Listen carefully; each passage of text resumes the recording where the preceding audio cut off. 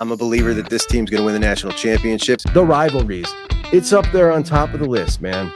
And if we allow them to devalue it, we lose a lot of what makes college football special. Don't let them do it. Don't let them devalue what it means to you. And welcome into JUCK on Bucks on a Friday. Appreciate you so much for joining me. I am sitting here about to start the show, and I'm looking down.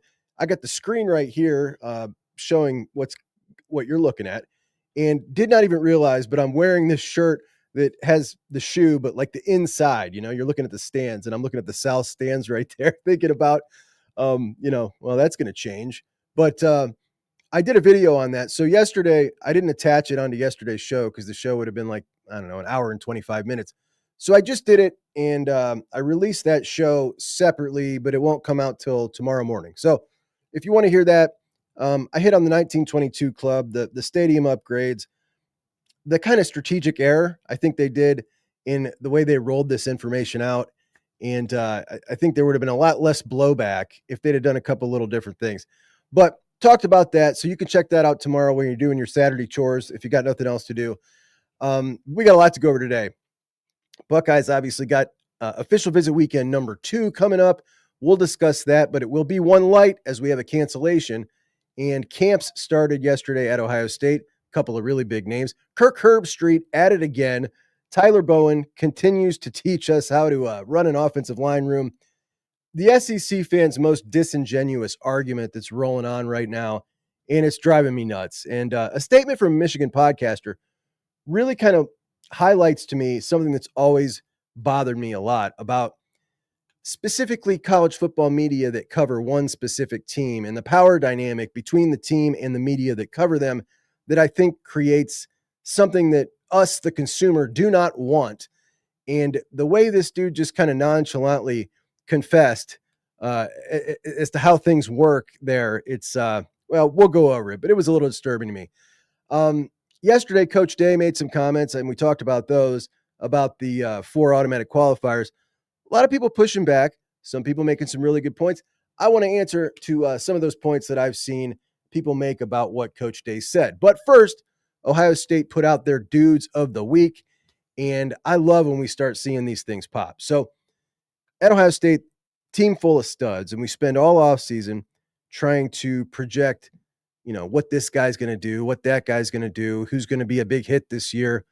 I think there is a strong correlation between who ends up being the standout players during the season and who consistently shows up on these type of lists throughout the offseason.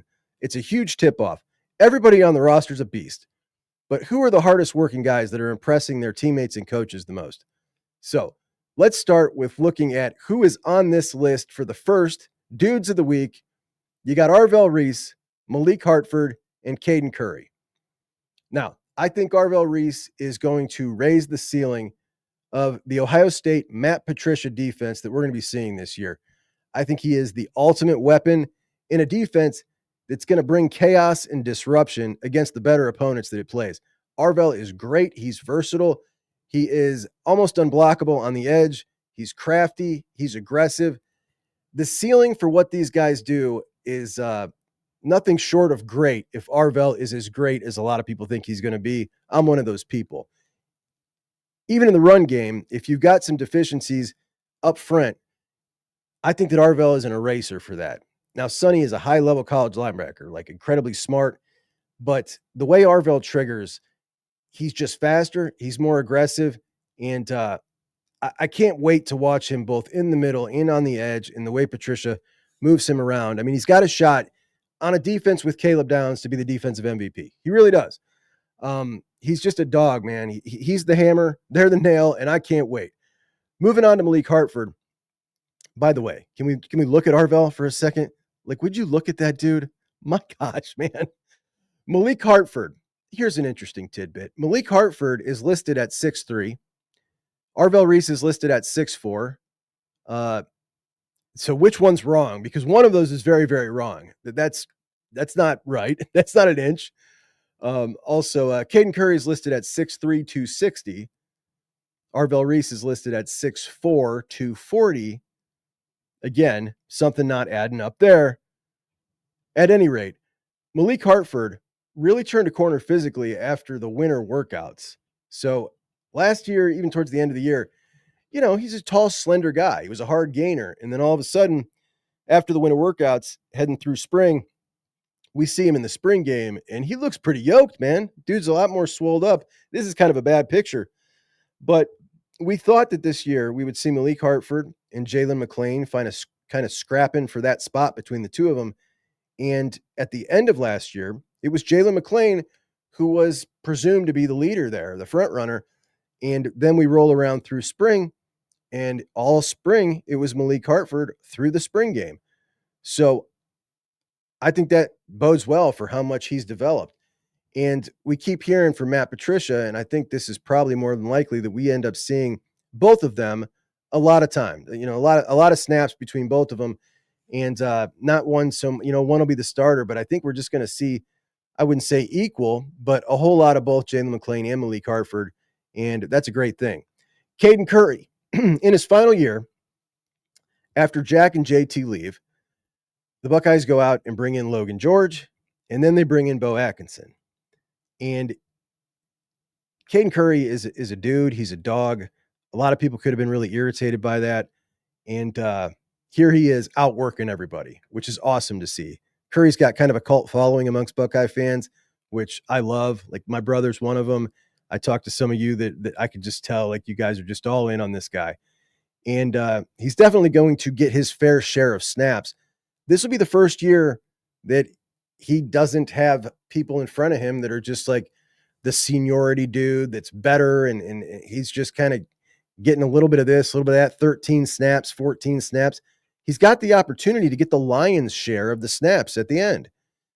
So it's going to be really interesting to see, can he fend off the Atkinsons and the Logan Georges? How much is he going to play? Obviously, he's a really good pass rusher. We've seen him make some awesome plays in the pass rushing game. He is pretty good in the run game. I wouldn't say he's great. I'd say that's more of a deficiency for him. But how much are we going to see him on that field? I'm really excited to see how that ends up working out with these ends. If I'm handicapping the snap count, I would say you'd go Kenyatta, then Bo Atkinson, Caden Curry, Logan George, CJ Hicks, Ziggy Grady. That's the way I would handicap it. So we'll see who ends up getting the bulk of those snaps, which two guys, or if we end up seeing four pretty even. Or if Kenyatta is the one who gets a ton of snaps, and then you got three who are kind of, splitting snaps between the three of them, and CJ's maybe being used totally different. There's so many questions. There are so many questions, and that's why when we look forward to that Texas game, I look at that game and I'm just like, Steve Sarkisian has absolutely nothing to go off of here. He's got nothing. And you can talk till you're blue in the face about Matt Patricia's coming in and running Jim Knowles' defense. We always hear that until they get in there, and then it's like, wow, Patricia really's got a good idea for that. Patricia's got a great idea for that. And before you know it, with a bunch of smart, intelligent football players, things are changing and evolving. And by the time we see that thing roll out on the field, it might just look totally different. They've changed terminology already. Like, I just don't buy that this is going to be just Knowles 2.0 defense with a little bit of Patricia mixed in. I just don't buy it. So we'll see what happens. But my gosh, man, I can't get over this picture of Arvell Reese. This dude is an animal, absolute animal. It's going to be so much fun to watch him this year. Let's get into these official visits. So official visits coming in this weekend after a massive first weekend of official visits. This weekend, we've got five-star safety Jet Washington, who was a surprise visitor coming in, is no longer coming. He'll be going to Oregon, and I don't care. I don't think there was anything going to happen anyway, so whatever. Jet Washington can go to Oregon. That's been the favorite for him anyway for a long time. And we have got, obviously, the number one safety as our prime target. We are currently leading for him and Braylon Womack, trying to pair him with Blaine Bradford, the number 2 safety, and Simeon Caldwell, a top 10 safety. So we're just fine when it comes to that position. Favor Akey, Delaware, Ohio running back, 4-star, top 200 kid. He is now a top 15 running back in the class. And this will be, I think, his 6th visit to Ohio State since he got his offer. He has visited Miami officially and USC officially. And those are his other 2 big offers. Kind of surprised that nobody else jumped in there. He had those ones before he got his Buckeye offer. And I thought that once he got that Buckeye offer, we might see some bigger offers come and some people try to pull him out of Ohio. Never really saw it. I don't think there's much movement with him with either of those schools. I think Miami was kind of tacitly trying to get him, but not really going all in. And it seems to me that he is a lock. He was in the JUCK on Bucks mock class because of that. We have not had a commitment in a while. Is it time to party? Can he do us a favor and get it over with this weekend? We'll see. Even when he does commit, and he will commit, I don't think that has anything to do with the decisions of Savion Hyder or Derek Cooper, who are the two big dogs at the top that the Buckeyes will continue to swing at until they put pen to paper. Then we've got our third visit, and that is Emmanuel Ruffin. Talked about him the other day. He is 6'4", 290. He is out of Bessemer, Alabama.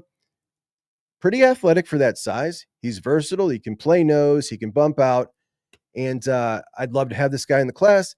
And we're talking about what next weekend we've got. Let's go over the visitors next weekend, because next weekend you really got a huge weekend of defensive line visitors again, and several offensive line visitors. So you start off the week with Darius Gray coming in before the weekend. That's the 5-star interior offensive lineman out of Virginia. He comes in, I think, from the 11th to 13th. Then you got a couple commits in Blaine Bradford and CJ Sana. Sincere Johnson will come in and hang out with CJ Sana. Sincere was at Alabama last week. Alabama and Penn State are the two of the other three that are on Sincere's final list. You've got cornerback Danny Odom, who we just talked about yesterday. He is the last cornerback on the board currently that the Buckeyes have been talking to. So we'll see if they can do something there with him. Then you got three offensive linemen in Chance Campbell, Akenny Agboko, and Sam Rosenborough, who was in the mock class. So Chance Campbell is the guy that I compare to just kind of the raw guy with the big body and the big frame, like JB Shabazz and Aaron Thomas. Like those three are kind of in a group to me. And Aaron Thomas, things looking better and better. I think out of that crew, Aaron Thomas is the Buckeyes guy. And then Sam Rosenborough, I did have in the mock class as well. That would be awesome. He's a top 200 kid out of Florida, Clearwater. Really like his stuff. So a couple of big offensive line ones. And then the defensive line, you get back into town. Florida Gator commit, Glenville kid, Jameer Perez. He'll come in for his official. We'll see if the Buckeyes can flip him off of that. Top of the board guy, PJ Dean out of North Carolina, now down to Georgia, Ohio State, South Carolina. He was at South Carolina last week. Things apparently went well. He was also joined last week with other top of the board guy, Carter Meadows, last week at South Carolina. He's down to Michigan, Penn State, Ohio State, South Carolina. Not been a whole lot of buzz or talk about him in Ohio State. Sure like to see them really, get the momentum coming out of this one, like we saw last week coming out of Luke Waffle. Because getting the two of those two together on the edge would be something special. You've also got budget Carter Meadows. That's Keyshawn Eliezer. And then you got Jackson Ford out of Malvern, Pennsylvania. That's a top 200 kid. Keyshawn Eliezer, a 3-star kid who's really long, really fast, needs to put some muscle on. No problem there. They'll get it on him. Looks like a heck of a prospect. And I said the other day, he kind of reminds me of a guy who ends up, out of high school, is at a smaller school, and then he hits the transfer portal after 2 years, and everybody's drooling over him. And Georgia and Ohio State are fighting over him, going, how in the heck did this guy end up in NC State? So that kind of dude. Speaking of NC State, well, specifically North Carolina, the state of North Carolina, UNC, former Buckeyes target, who wasn't really a target for a long time, originally tried to commit to Ohio State. They didn't accept his commitment. Xavion Griffin-Haynes told him to wait, and he committed to North Carolina. Then he decommitted. Now he commits again with his brother. So he's off the board. There will be no movement there. Did I not go over Drew Evers? I didn't go over Drew Evers, did I? I didn't go over Drew Evers. Drew Evers is coming in this weekend. So Drew Evers will be in this weekend as well on our official visits. I don't know how I missed that. Drew Evers, obviously, one of the guys that he's been after really hard. He's a true center for him, and he would be the center in this class at 6'3". He's a top 300 kid out of Flower Mound, Texas. Really good looking prospect, would be absolutely perfect. And matter of fact, he was in my mock class. So Drew Evers, Sam Rosenborough, Aaron Thomas was the three that rounded out the mock class. So, all right. So we got camp going on at Ohio State, and we're bringing in prospects all over the country, including future Buckeye superstar, current JUCK Brady Edmonds. Brady looks like he is really filling out, man. This dude's going to come in built like a tank with a howitzer arm, smart, mature. He's the perfect prospect. I love this kid. Also came his little brother, who is a 6'6" wide receiver, Brandon. So the Edmonds family, a Buckeye family. I hope his little brother can earn a Buckeye offer. That would be really cool. Then you had another quarterback, Derek Baker, out of Florida. He's a 6 foot, 225-pound 3-star out of Fort Myers, who is kind of being kicked around as maybe the Buckeyes may have two quarterbacks in this class of 2027.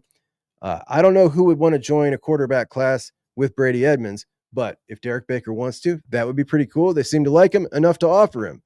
Then you had Kalel Johnson, the giant offensive lineman out of Cincinnati. He is currently a top 300 kid, a top 20 offensive tackle in the class. He'll only get better. This dude is raw. He's skilled, and that's going to be a big time kid by the time the bill comes due at the end of his recruitment. Then you had a really primetime prospect in Justin Too Tall Weeks. He's a defensive lineman, of course, out of Georgia, as they all are. 4-star, top 150 kid, 6'5", 245. He's got South Carolina, Georgia, and Auburn, all really high on his board right now. And then you had the number one defensive lineman in the country, Jalen Brewster. Would you look? This is a junior in high school. That's the number one defensive tackle in the country, 6'3", 300 pounds. Look at that face. That's a junior in high school. I'm blown away by this. I got this thing my brother and I do where it's like, all right, there are some football players you can just tell are going to be dogs by the look in their face. And I remember when Ohio State first offered James Peoples, and I looked him up. I sent him the picture of James Peoples, and he knew exactly why I was sending him the picture of James Peoples. It was just like, yep, that's a dog. Here is that picture from years ago. And you could tell back then, just by that mug, that was a football player. And Jalen Brewster certainly fits. Imagine if this guy was your teammate or your buddy in high school. Like, that dude's buying beer so easy. Nobody's IDing that kid. Are you kidding me? Anyway, he's in town. The problem is we're talking about these 2027 defensive linemen, and I just don't know how much progress is possible at this point with any of these 2027 linemen. With the current state of Larry Johnson being on the last year of his contract, there is no extension coming. There is no succession plan that's obvious, and it just doesn't. I just don't know. Like, if you thought the negative recruiting was bad before, at least there was an extension attached to it. Like, I don't know what you do at this point. It's pretty clear, like, things are wrapping up, winding down. And what do you do? I don't know. I don't know how you get through there. I just wish that, even if it wasn't going to be Lyle and Clark, if you somehow were able to keep him and, sell that as your, a potential plan or something, or bring somebody in exciting that was going to be like, this just might be the guy, just something like you did on the offensive side of the ball would have been so much better than what you got going on now. Brooks Austin has made himself kind of the poster child this week for the classic SEC garbage, disingenuous argument. And what they're fighting for is so ridiculous. I just can't take it. We got to talk about it. So Brooks Austin has a really good show. He does an excellent job. He's a former D3 offensive lineman. He is a Georgia fan and covers Georgia for, I think, SI. And he also talks national college football on the same show. So kind of like me, where he talks Georgia in depth, and then he also talks national college football. But he's got an extra added bonus. He's called the film guy because he breaks down film on the board, and he does an excellent job. He's really, really good, and he's obviously got strong opinions and loyalty to the SEC. He's clearly an SEC guy. And recently, he's been loudly making this argument. Matter of fact, I'll let him make the argument himself. Here's Brooks.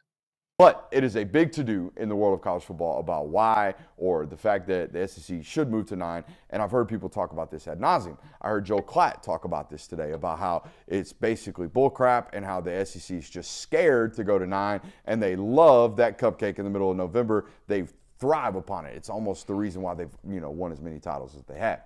It's a fixation upon the Big Ten. And to which I just wonder, like, why? Like, why are people – it's undeniable data. We have it every year that despite the fact that the SEC plays 8 conference games and the Big Ten plays 9, that the SEC, year in, year out, this year, just like last year and the year before that and the year before that, the SEC schedules are undoubtedly harder than everybody else's in the sport. There's just no denying this. In fact, I looked it up today, okay? I took the strength of schedule ranking. Now, I did a show last week looking at Big Ten schedules versus SEC schedules. So I was looking at like the 5th ranked Big Ten versus the 5th ranked SEC.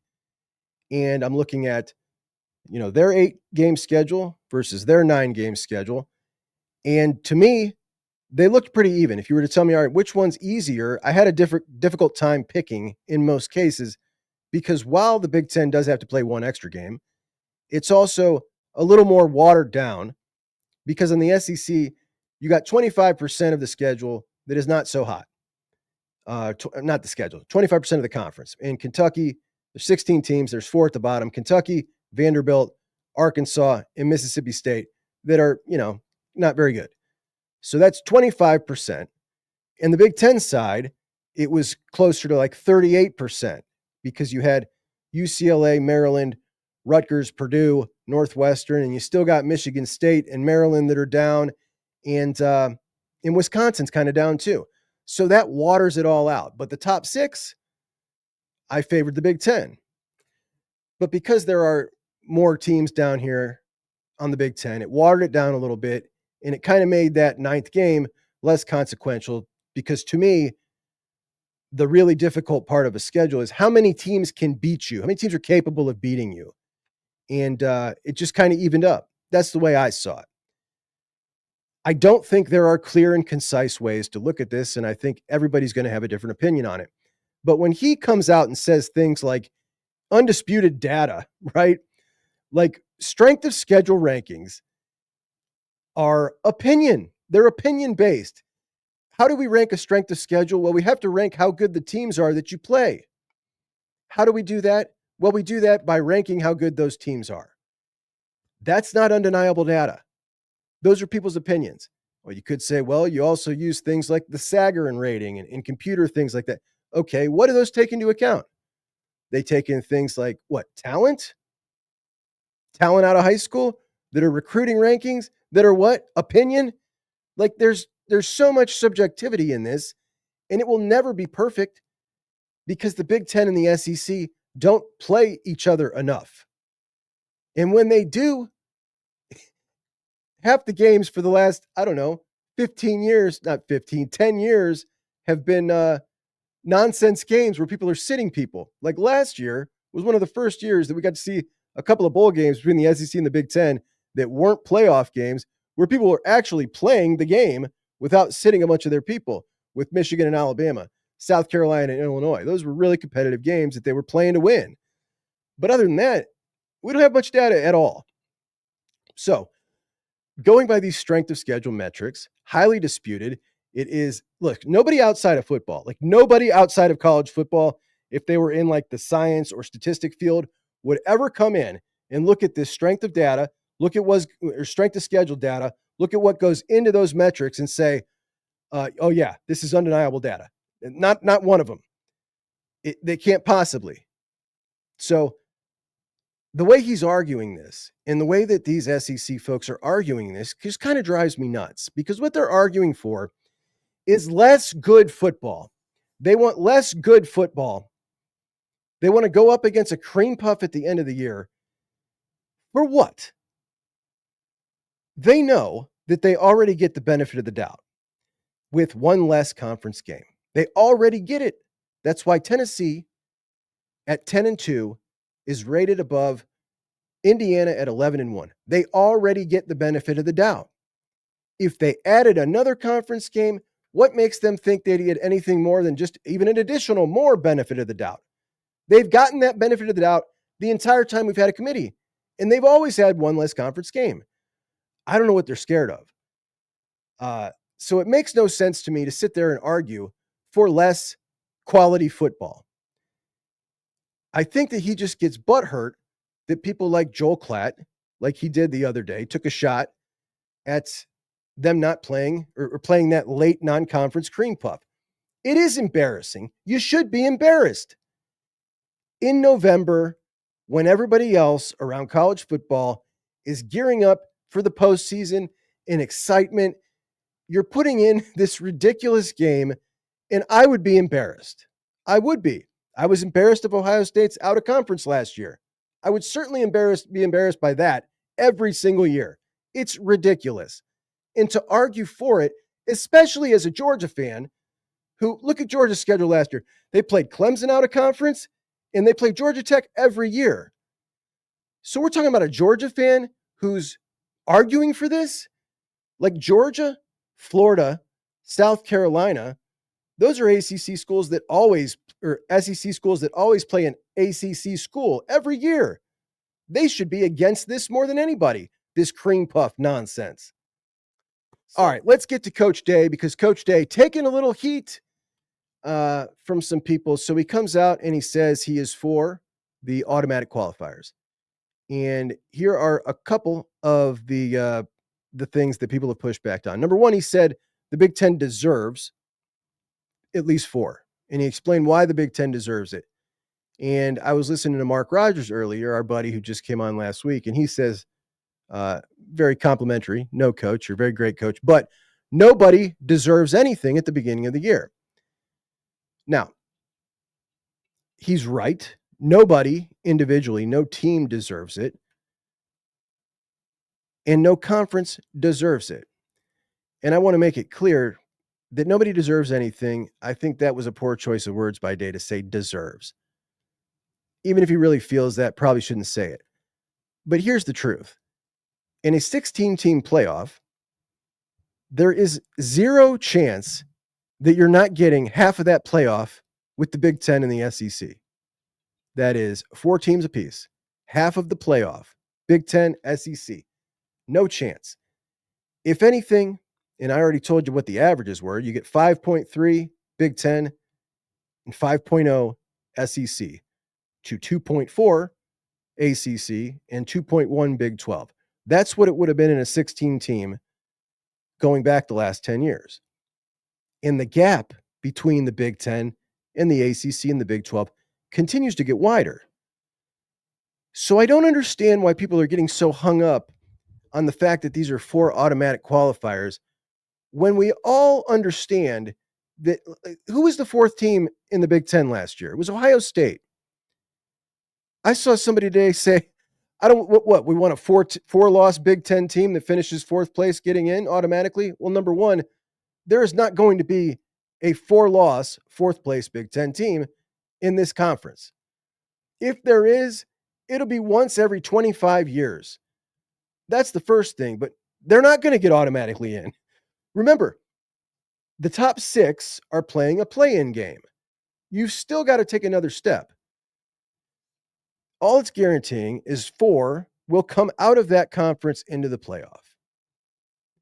And it is almost mathematically impossible that 4 won't make it from those conferences, whether you do the 5-11, whether you do the 0-16, whether you do the 4-4-2-2-1-3, or whether you do the 8-8. It doesn't matter what format you do with 16 teams. You're going to get 4, a quarter of it from the Big Ten, and a quarter of it from the SEC. So why get hung up on the automatic qualifier because you don't believe it fits in with the spirit of competition? Let's be realistic. We don't get to have a perfect world here with this because this sport was never designed to have a postseason. I am not a proponent of the postseason. I'm just trying to make it, in my mind, how's it going to give me the most things that I love about college football moving forward without spoiling any more? Because we've lost a lot. And get hung up on this automatic qualifier just over the fact that it sounds against the spirit of competition, I agree. And if it was 5 teams, I probably would agree with you. But the fact that it's 4 and the odds that we will so rarely ever see that even come close to happening makes it inconsequential. So that's the way I feel about that. And the second thing is this. Ohio State, and we went over this yesterday, plays an excellent out-of-conference schedule and has a home and home with Texas, then Bama, then Georgia.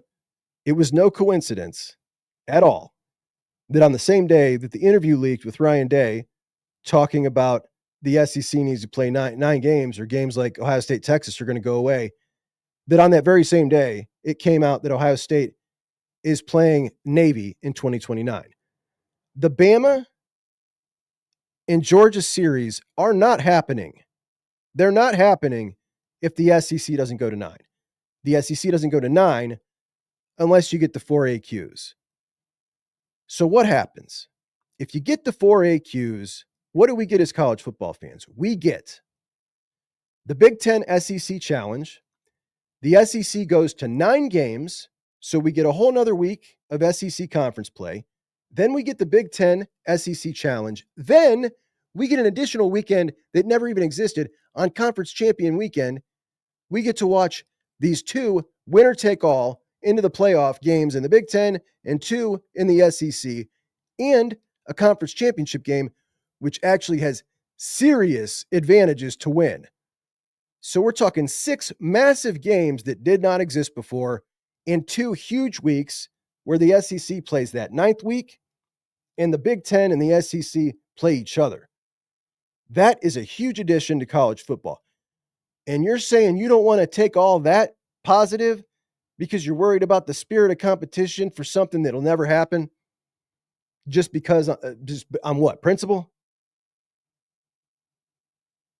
I just disagree. I just disagree with that. So, but, I understand where you're coming from. I'm a principle guy too. And if it was 5, I'd be really having a hard time with this. But it's not. They're always going to get 4. So that's my thoughts on that. Kirk Herbstreit is at it again. Kirk Herbstreit comes out and says, Will Howard received death threats after the Autzen game on a podcast. So Bucks go out, play Autzen Stadium. You remember how the game ended. Will takes a slide. Kirk's talked about this before and came out and said, people were mean to him. But on this particular podcast, it was death threats. Now, Kirk, not the first time we've heard him talk about death threats, and I certainly don't take death threats lightly. However, I do start to have the bell kind of raise, like, wait a minute. He said this before. He told this story before about Will Howard getting nasty tweets and people saying bad things about Will Howard. Didn't say anything about death threats then. There's no evidence of death threats. But death threats, just saying that word, it's been weaponized in society. We hear it all the time. We rarely see them. We hear it all the time. I'm not saying it didn't happen, but there is no evidence of it. But the fact that he pointed this out is yet another Kirk Herbstreit taking shots at Ohio State fans because there is a portion that hates him and he hates them. But all he accomplishes is making us all look bad, including himself. He makes us all look bad because he continually goes out after who he calls the lunatic fringe. He took the entire Tennessee playoff game and decided to take that stage and make it about the lunatic fringe of Ohio State fans who wanted Ryan Day fired, which, geez, man, I talk to a lot of folks every day about Ohio State football. It was like 40% of the fan base at that point that was thinking, you don't win this Tennessee game, I'm ready to turn the page. And there was nothing wrong with that. That was a perfectly reasonable thought to have.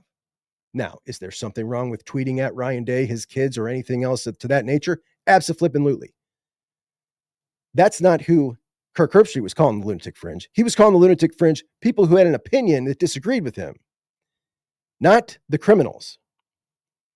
Now, he brings this up again. Will Howard getting death threats over that game. For what? For nothing else than to take shots at Ohio State again. I'm so happy this dude's kid got that fake offer to Michigan and he's heading up there. it's kind of like who he's turned into, because all he wants to do is make us look bad. And he might as well be wearing blue when he does it. All right, guys, that'll do it for us today. Tune in tomorrow to check out the stadium talk if you're into such things. I might release another separate video at some point this weekend or not, but the interwebs have been really bad this week, so I don't think we're going to even attempt to do something live. At any rate, I appreciate you, and I will talk to you soon. Chuck and Bucks out.